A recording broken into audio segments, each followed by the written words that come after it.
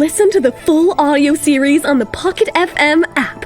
Click on the link in the description to install now. Emma was standing near the door, scared for her life. Suddenly, the shadow moved closer to the door, and the door was unlocked. Without a second thought, Emma grabbed a pair of dumbbells lying on the floor and attacked the man. Emma was about to scream when she recognized the figure. It was Robert. Emma! You're ruthless. You might have crippled my shoulder. I'm so sorry. I'll take you to the hospital. Why didn't you call me? Why did you have to sneak in like a thief? Wait, why do you have a key to my home? Robert didn't answer any of her questions. He was just screaming in pain and asked Emma to massage his shoulder. Robert, please, let me take you to the hospital. No. Give me a hug and then we'll decide. The warmth will take the pain away. Your shoulder is fine, isn't it? You were just pretending to be hurt for the last 10 minutes? Emma folded her hands in disappointment, gave an angry look to Robert, and went to her room. Robert laughed and followed her. You're acting like a child, Emma. You look so cute. Okay, don't be mad. Listen, I thought you'd be asleep at this hour and I'll just quickly come and check on you and leave. But you had to play a cop. This is my home. I can be anything at any time of the day or night. Give me the key. After arguing with Robert for about half an hour, Emma realized that he wouldn't give her the key. She decided to go to bed instead, and Robert laid next to her and hugged her as she fell asleep. The next morning, she left for the university before Robert was up. Emma, I need to talk to you about something. I'm sorry I thought you were having an affair with Samuel. I had no idea he was Robert's brother. I'm sorry. I shouldn't have said those words to you. What do you want, Ted? This is so unlike you. Last night, I investigated Robert and found out that he took Jasmine King to Bali. Do you think he and the actress just went to Bali to enjoy the sea breeze? He's clearly playing you, Emma. Really? You investigated this last night? That happened like months ago, before he even met me. Emma, he uses his money to get women, but I know you're different. I want you to give us a second chance. Please. I know I made a mistake and I deserve everything you did to me, but please, come back to me. Seriously? Give you a second chance? No, Ted. You made me go through hell just for loving you. I'd rather die single. Emma angrily walked away from there to take her classes. Suddenly, she was called by the principal in the middle of the class. Emma had to leave her class to go see the principal, but when she entered, she found Robert there too. Come in. I called you here to explain some things.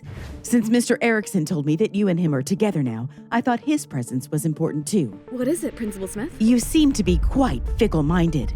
You promised that you won't bother Ted anymore, but I've been informed that you're trying to provoke him again. I must remind you about our agreement that as long as you don't have a relationship with him, you can stay, but... Provoking him?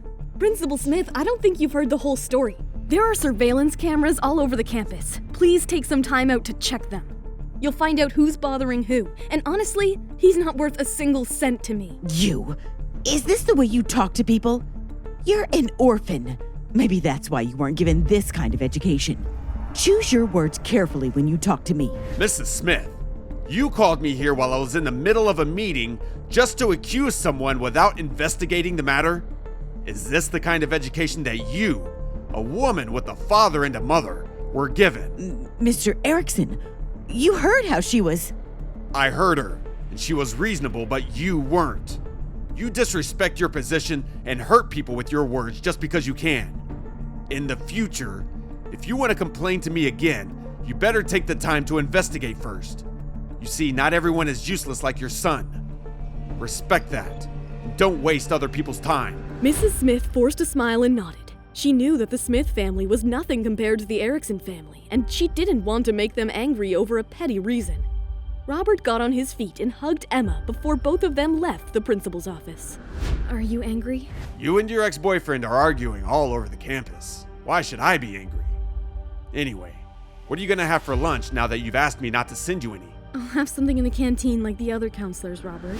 Emma asked Robert to leave before anyone could see them. But after she went home, she found Robert sitting on her couch. Robert, you almost gave me a heart attack. Why can't you just come in like a normal person? Then I won't be able to see that hilarious face you make when you get scared. Yeah. I bet you have better looking faces to look at. What was her name again?